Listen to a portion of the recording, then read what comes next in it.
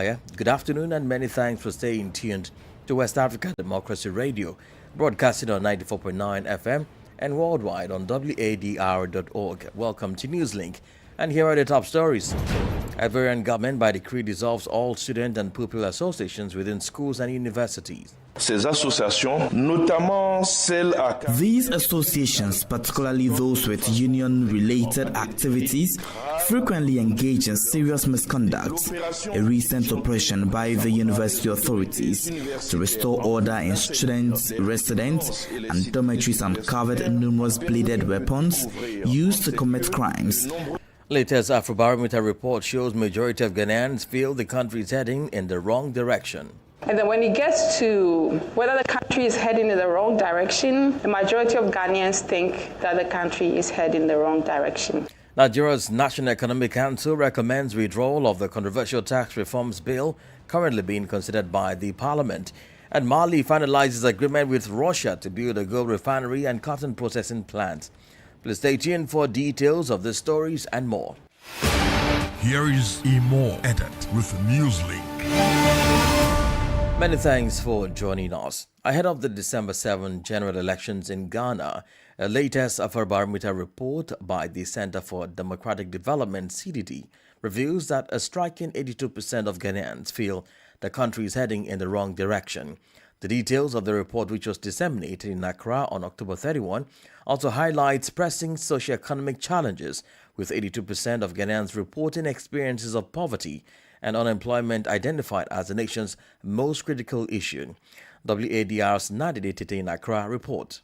The report, titled Citizens' Policy Priorities, Economic Conditions and Government's Performance, highlights from Afrobarometer Round 10 survey in Ghana, reflects a widespread dissatisfaction with Ghana's current governance and economic trajectory. Dr. Edem Selome is the Director of Research at CDD Ghana. And then when it gets to whether the country is heading in the wrong direction, the majority of Ghanaians think that the country is heading in the wrong direction. Half think that the country's economic conditions will improve in the coming year. The ratings for government's economic performance have declined sharply and are overwhelmingly negative. Although this dissatisfaction rate has decreased slightly from last year's 87% to 82%, it still signals deep concern over economic management and government performance. Only 15% of respondents indicated optimism, expressing that Ghana is moving in the right direction. The survey highlights Ghanaians' top policy priorities.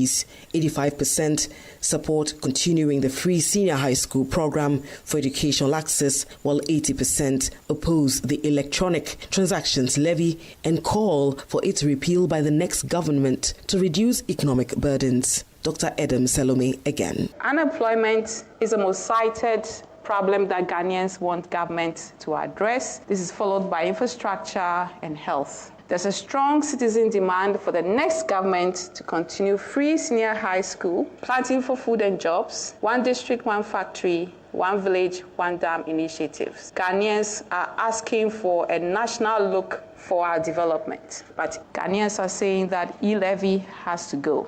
Many respondents cited difficulties accessing vital services like healthcare, clean water, and basic necessities, indicating an urgent need for action in social service provisions. For WADR, Nadide Tete, Accra.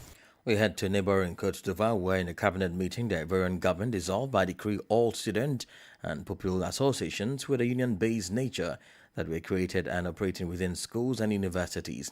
This decision follows incident of student violence, which recently led to the death of 2 students. At Felix Hufet Bogny University in Cocody, students interviewed by our correspondent in Abidjan, Alban Ade, expressed support for the decision. Augustin Koli completes the story. According to the Ivorian government spokesperson, Amadou Koulibaly, the measure aims to preserve order and public safety, especially within school and university spaces. These associations, particularly those with union-related activities, frequently engage in serious misconduct. A recent operation by the university authorities to restore order in students, residents, and dormitories uncovered numerous bladed weapons used to commit crimes and spread disorder, not only on university campuses, but also beyond the academic sphere. Et même au-delà de la sphère universitaire. The government's decision is welcomed by most Ivorian students who had observed FESI, the main student union, gradually drift away from its primary role of defending student interests. Some students at Felix Houphouët-Boigny University in Abidjan, who preferred to remain anonymous due to fear of retaliation, shared similar views. This is an excellent decision, even if it was overdue. It's exactly what we've been waiting for, to bring order to things. There have been numerous actions by the leaders of these various unions that have somewhat tarnished the image of our education system. I believe the government will also take steps to restructure these union organizations in the future. The Ivorian government has thus implemented the National Security Council's proposal from 2 weeks ago to dissolve all student unions. The decision is also supported by the Ministry of Higher Education.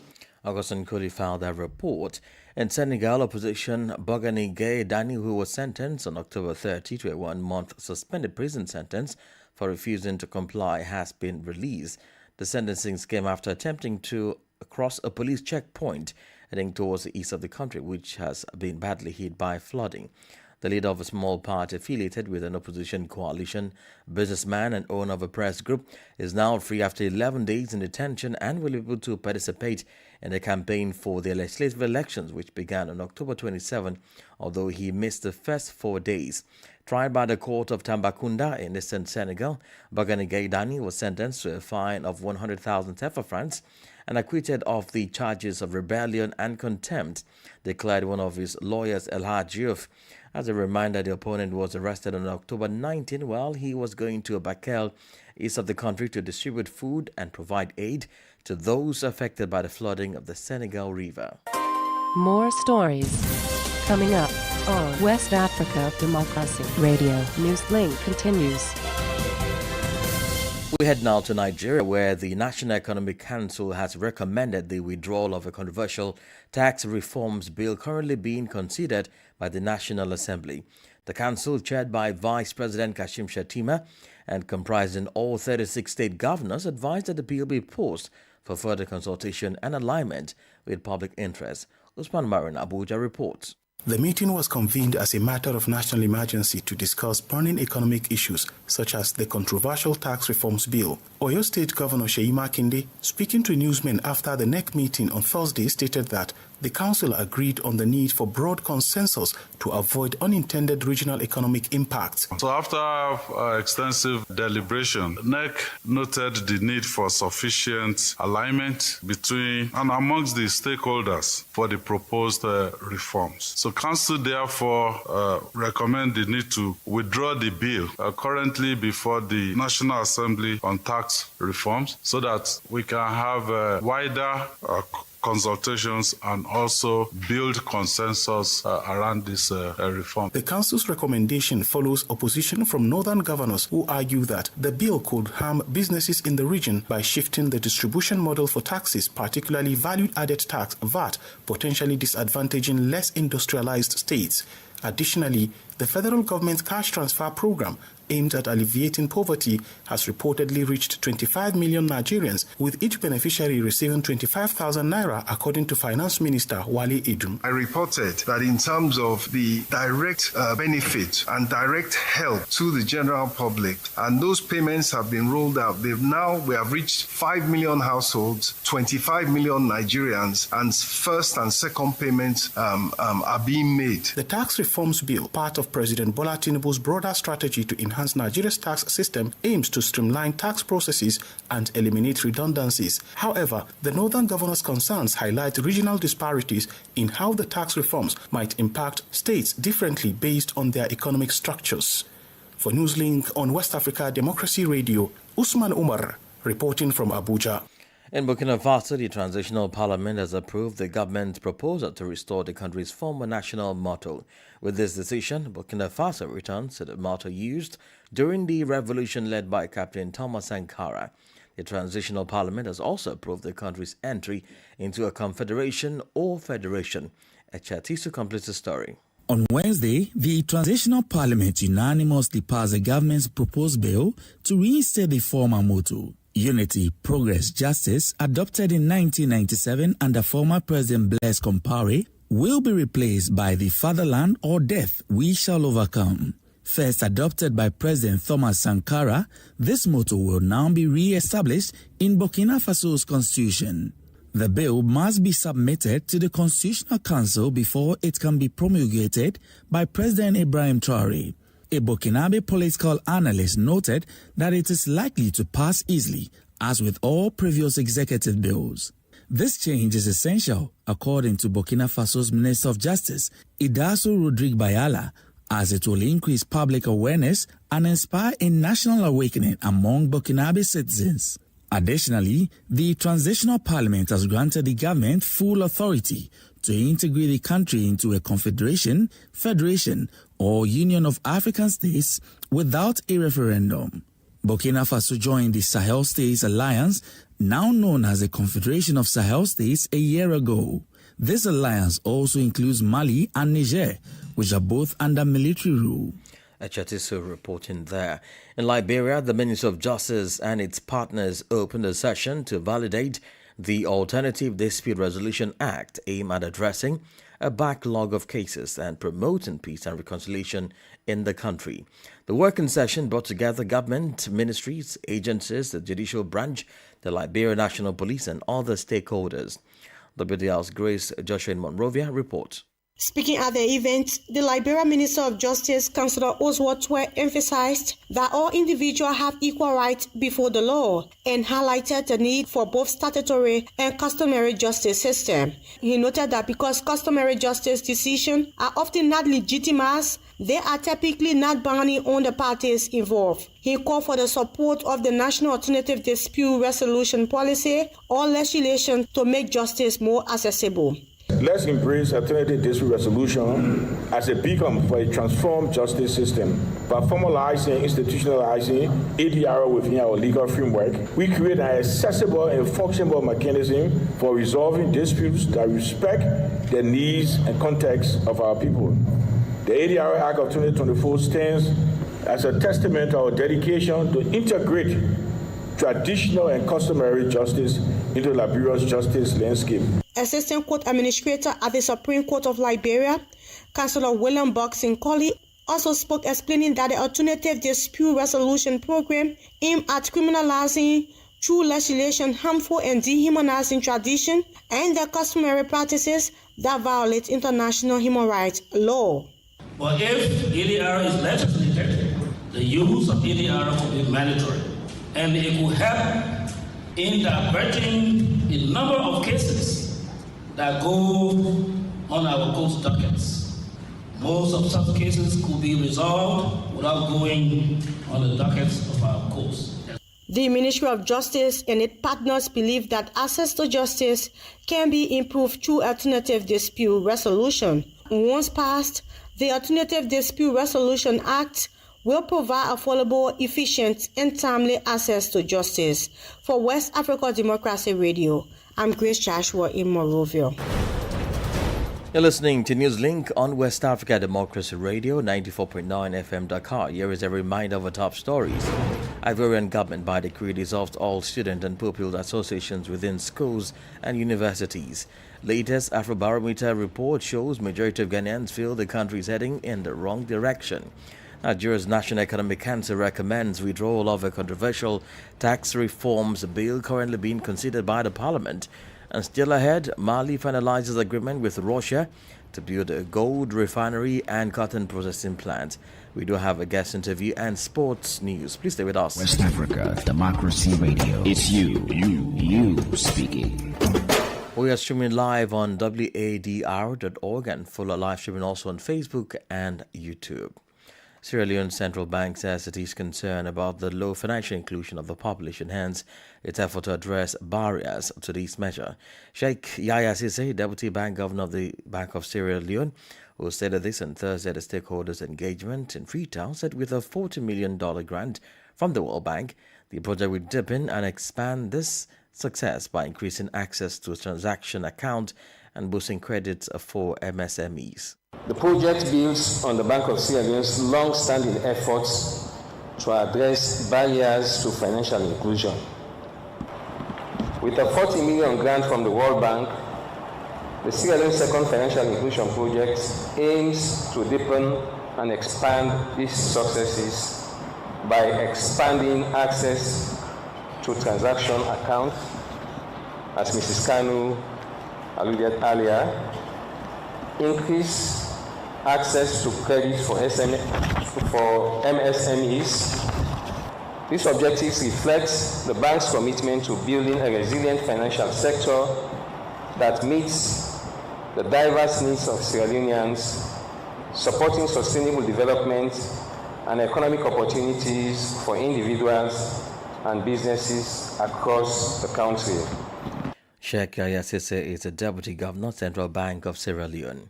Now, Mali has finalized agreement with Russia to build a gold refinery and cotton processing plant.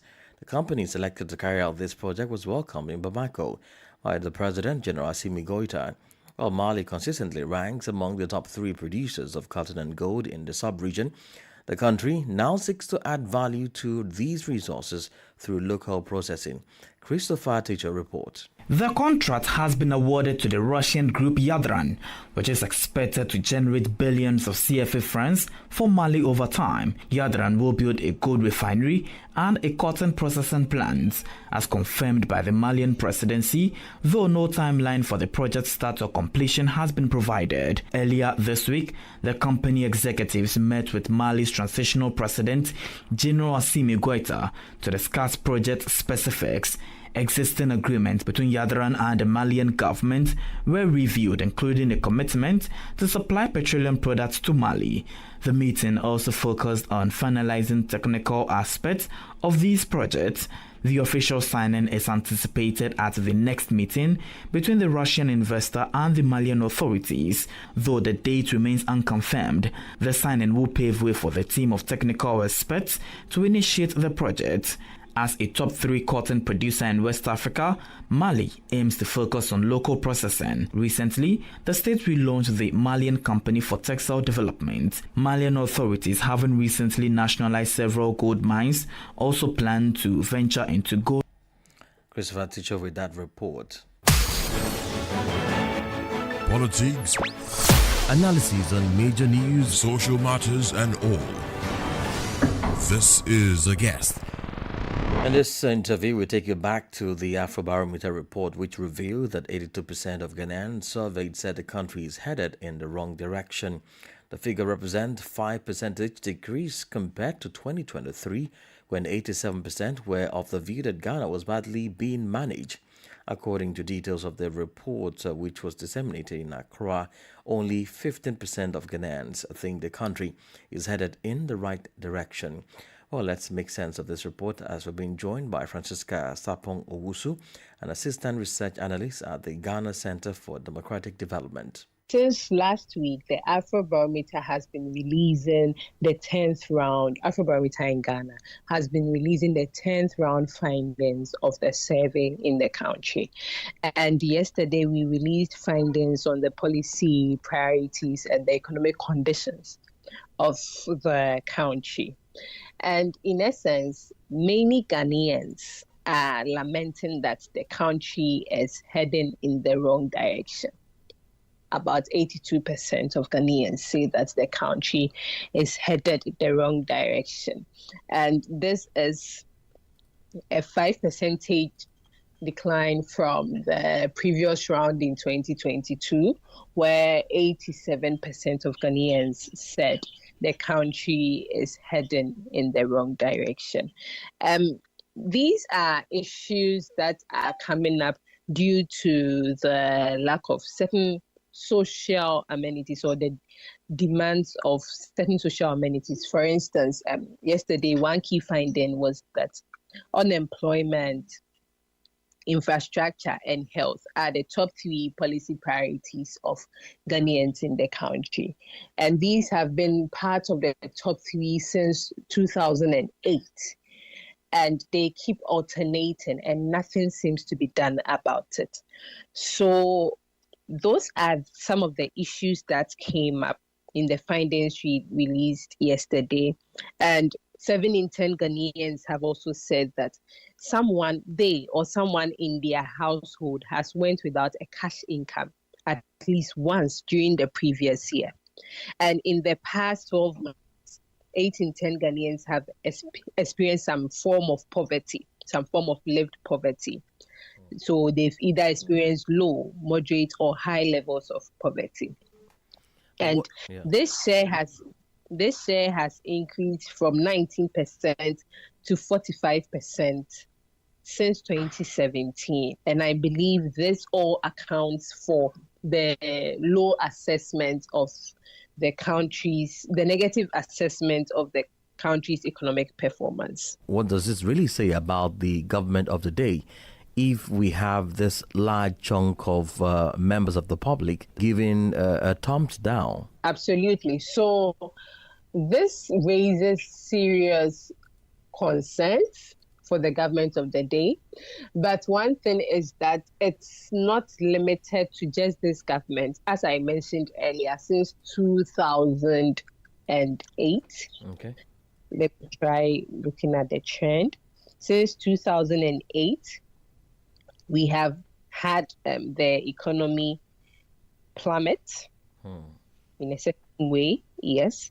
So in 2012, 57% of Ghanaians said the country was going in the wrong direction, yes. In 2014, 82% said same. In 2017, it took a huge dip. 47% of Ghanaians said the country was going in the wrong direction. And in 2019, the number who said the country was going in the wrong direction increased again. And 2022, it went higher, 87%. And then 2024, it has come to 82%. And this, when you look at the trend carefully, you see that this has been happening since the COVID-19. So 2019, 59%, and 2022, 87%. But there is some bit of optimism from citizens, where about 45% are hopeful that beyond this year, within the next year, they foresee better conditions in the country. So maybe we should still keep hoping for that and see how best the government can implement projects they've promised, especially since this year is an election year and it raises certain issues. And I need to emphasize that this data is from 2024. Okay. The current findings we are releasing is from 2024 and not any other year. We collected data in August, between August 5th and August 22. Do you think this will influence voters' decision? Because, I mean, if we are seeing staggering data like this, certainly it will have a toll on whatever decision the electorate will take on December 7. Absolutely. I do not dispute that it would definitely have a toll on the election that is going to be held in December. But last week when we released findings, citizens were keen on voting for candidates based on their character, their honesty, their campaign promises. Francisca Sapon-Wusu is the Assistant Research Analyst at the Ghana Center for Democratic Development. Well, here is Sport News with Sankuli Janko.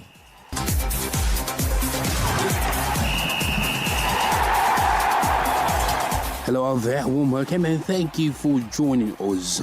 The zonal qualifiers of the third edition of the CAF African School Football Championship will once again take center stage as the West African Football Union WAFU B zone gears up to host its leg of qualifiers next month, according to the CAF official website. Following the draw, which was held in Lome, Togo on Wednesday, 30 October 2024, Niger is now preparing to welcome the 6th participating nations for the qualifiers set to take place in Niamey between 18 to 24 November 2024. WAFU President Coach Edwin Simon Okraku, alongside Togolese Football Federation President Kosi Goy Akpovi, were some of the dignitaries who were in attendance at the draw on Wednesday. A total of 6 nations will partake in both boys and girls division of the tournament, where each nation will contest the honors of being crowned champions of their respective zone and secure a place at the CAF African School Football Championship finals set to take place in 2025, CAF reports.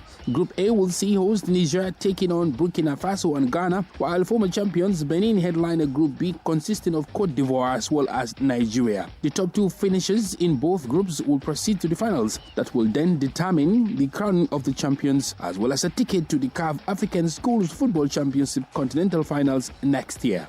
The draw was mirrored in both the boys and girls division, resulting in both draw outcomes being exactly the same for boys and girls. And that's it for sports. It's back to you. And we've come to the end of this edition of Newslink from West Africa Democracy Radio, broadcasting from Dakar, Senegal. Thank you for listening, and many thanks to Mustafa Sek and Mado Ju for the technical support. Do connect with us on all of our social media platforms, X, formerly Twitter, Instagram, at WDR News, and Facebook, West Africa Democracy Radio English Service. Do join us Jeju at 1 p.m. for the news in French and for Chivu. I am Imo Edit. Good afternoon. And many thanks to you for listening.